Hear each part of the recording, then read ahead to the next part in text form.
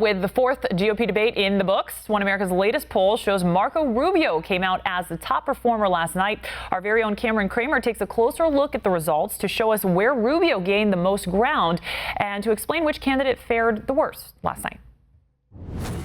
Over 1,300 Republican respondents weighed in, and it's good news for Marco Rubio. One America News commissioned nonpartisan research firm Gravis Marketing to gauge Americans' opinions about the fourth GOP debate, and the Florida senator is declared the winner of the event. But which groups sided most with Rubio during Tuesday night's debate? Well, that's a great question, and let me begin by answering it.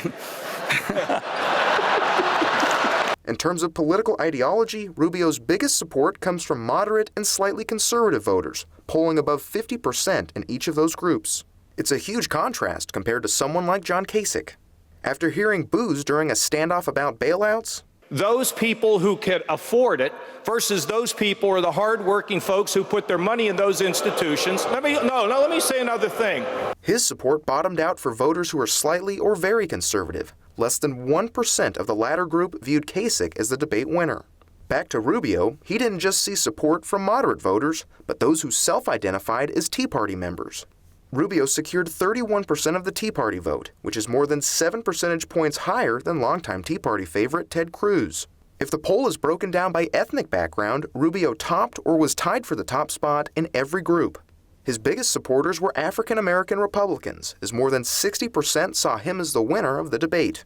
One interesting footnote, while Rubio was the top candidate for Hispanic voters, Donald Trump, even though it was by less than 1%, actually scored higher among Hispanic respondents than non-Hispanic ones. In terms of religion, Rubio wins across the board, except for Muslim voters, who saw Trump as the winner of the debate. That was Trump's best-performing religious demographic, while Rubio's was Jewish voters, getting 59% of that vote.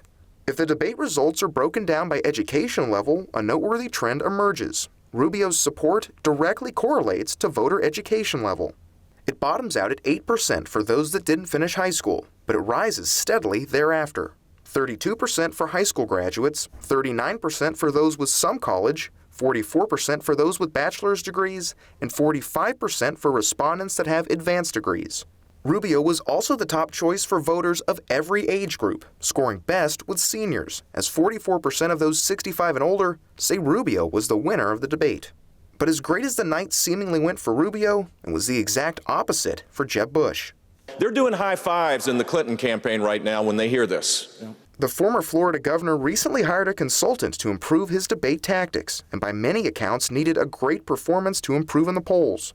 One America's voters say the money Bush spent on the consultant didn't matter much. I was in Washington, Iowa, about 3 months ago, talking about how bad Washington, D.C. is. It was, anyway. Over 30% of moderate, slightly, or very conservative voters say Bush lost Tuesday night's event. It's a similar story when broken down by religious affiliation. When asked who lost the debate, Bush topped the 30% mark in each of the 6 religious options in the poll, coming near the 50% threshold for Jewish and Muslim respondents. Time appears to be running out for the Bush campaign to boost its standing among American voters, especially as his loss seems to be a direct gain for fellow Floridian Marco Rubio. Time will also be key for Rubio. Is this the moment where he becomes the top GOP candidate, or is his rise short-term, simply boosted by a strong debate performance like Carly Fiorina saw after the first GOP event? With less than 90 days to the Iowa caucuses, election season is definitely in full swing. Cramer, One America News.